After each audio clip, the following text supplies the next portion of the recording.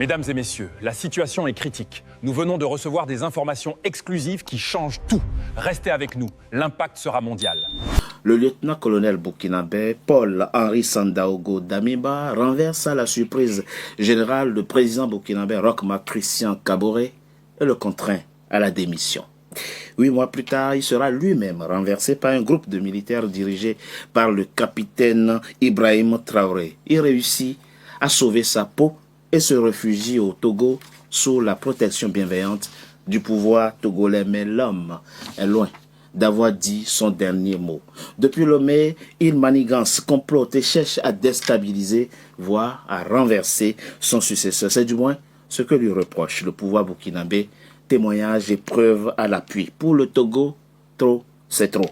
Paul-Henri Sandaogo Damiba, devenu donc encombrant, a tout simplement été remis aux autorités burkinabées ce 17 janvier. Analyse et décryptage de cette actualité burkinabé dans cette émission où j'ai.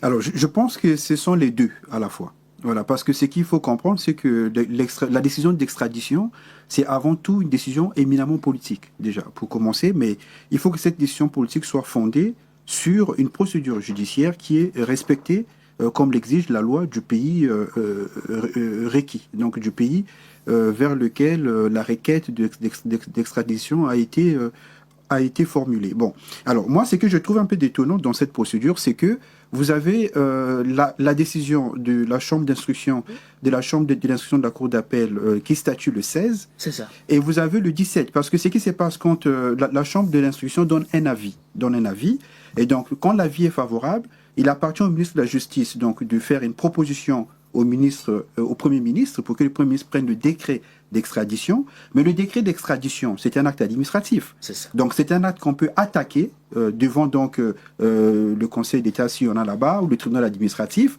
On peut l'attaquer pour excès de pouvoir.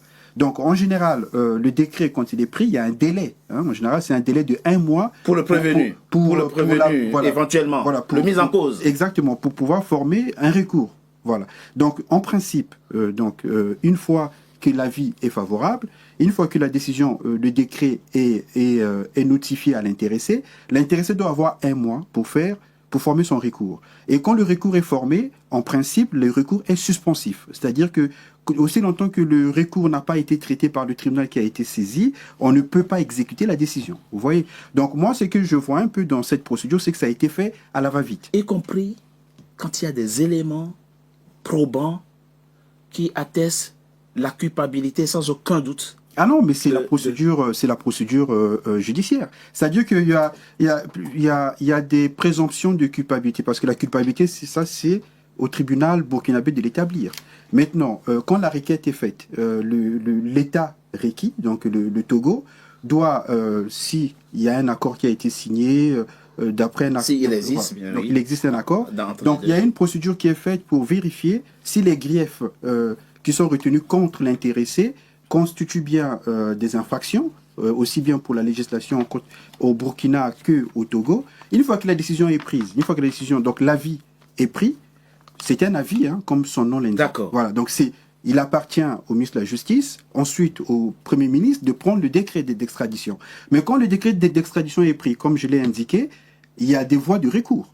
Parce qu'il y a des voies de recours. Voilà, ça dit que quand vous notifiez le décret d'extradition... Quelle que soit la solidité du dossier. Absolument, parce que c'est un acte administratif. Un acte administratif, parce qu'il faut distinguer l'avis judiciaire du décret d'extradition qui est un acte administratif. Le décret d'extradition, c'est un acte administratif qui est notifié dans les règles et qui, dans la notification, prévoit des délais et des voies de recours.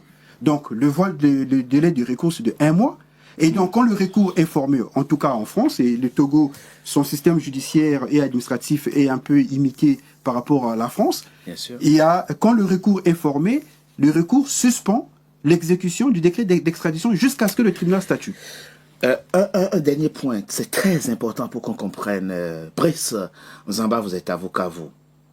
L'État qui reçoit la demande d'extradition, oui, a-t-il l'obligation d'aller vérifier si les charges retenues contre le mis en cause sont probantes ou pas? Ah non, mais non, c'est-à-dire que le rôle de l'appareil judiciaire, c'est de vérifier si les charges, parce qu'il y a 2 hypothèses, soit il y a une procédure qui est en cours, Et à l'issue, dans le cadre de cette procédure, il y a un mandat d'amener qui est dicté dans le cadre de la demande d'extradition, Oui. soit une procédure qui est déjà arrivée à la fin, donc il y a eu une condamnation par contumace, donc il faut qu'il vienne exécuter sa peine dans son pays. Donc selon les cas, quand il y a une demande qui est faite, si c'est une procédure qui est encore en cours, l'État requis doit vérifier que les préventions retenues contre la personne constituent bien des infractions dans le pays, au niveau du pays. Au regard de l'administration du pays d'origine. Du pays requérant. De la législation, pardon, Voilà, du pays d'origine. Du pays requérant. Et aussi au regard en fait, du droit interne du pays requis, c'est-à-dire que le pays requis doit vérifier en fait, que la procédure de saisine de l'État requis est régulière et que les infractions qui lui sont reprochées sont caractérisées. Et à ce moment-là, la justice autorise, donne son avis, en disant que nous estimons que conformément à la loi, il peut être extradé. Mais la décision appartient à l'administration. C'est-à-dire que ce sont les politiques, donc l'administration, le gouvernement, l'exécutif, qui a le dernier mot. Il n'y a pas de flagrant délit dans ce genre de... Ah non, c'est l'exécutif qui a le dernier mot. Parce que vous pouvez être un pays, on peut caractériser les infractions dans le pays requérant. Oui. Mais si l'État requis estime que si on extrade, là, il risque d'avoir des atteintes à son intégrité physique, il peut y avoir des tortures, il peut être, par exemple, faire l'objet d'une exécution capitale. L'État requis peut s'opposer à l'extradition. Oui. Donc il y a des conditions... on retiendra, maître, que c'est une décision à la fois politique c'est surtout politique que judiciaire. Ouais. Ekanga, Claude Wilfried, Ekanga. Qu'est-ce que moi je fais en tant qu'État, quand je t'accorde la protection, et que toi, ce que tu trouves de mieux à faire, c'est de chercher à déstabiliser les autorités de ton pays d'origine. Moi, État, je fais comment? Je me positionne comment? Oui, évidemment, à ce moment-là, je dois interroger la qualité de mes relations avec l'État dont est originaire celui que j'ai hébergé sur mon territoire. C'est ça. Je suis absolument d'accord avec monsieur et je vais me mettre un peu plus radical dessus. En ce sens où je vais dire que c'est une décision politique qu'il a fallu habiller d'une certaine forme de juridisme. Les autorités togolaises et burkinabés ont procédé d'une certaine façon selon le prisme nécessité fait loi. On a plus ou moins convoqué la raison d'État, l'intérêt supérieur du Burkina Faso étant de manière flagrante plus ou moins menacé par justement les actions de Paul-Henri Sandaogo Damiba. Une pression a été exercée par l'État burkinabé sur le Togo pour justement récupérer leurs concitoyens. Et il était évident que M. Faure Gnassingbé n'allait pas quand même sacrifier les relations entre le Burkina Faso et le Togo pour les beaux yeux de M. Damiba. On a quand même eu, après ce fameux coup d'État manqué du 3 janvier 2026, des témoignages quand même assez accablants d'un certain nombre de personnes, parmi lesquelles des gradés de l'armée burkinabé, et pas des moindres. On a les affirmations du sergent-chef, monsieur Salfo Yalmeyogo, qui parle de la mission qui lui a été confiée, moyennant une somme de 70 millions de francs CFA. Il y a le capitaine Prosper Kouldiati qui dit qu'il a été missionné pour carrément décapiter le commandant de la base de drone de Sakonné.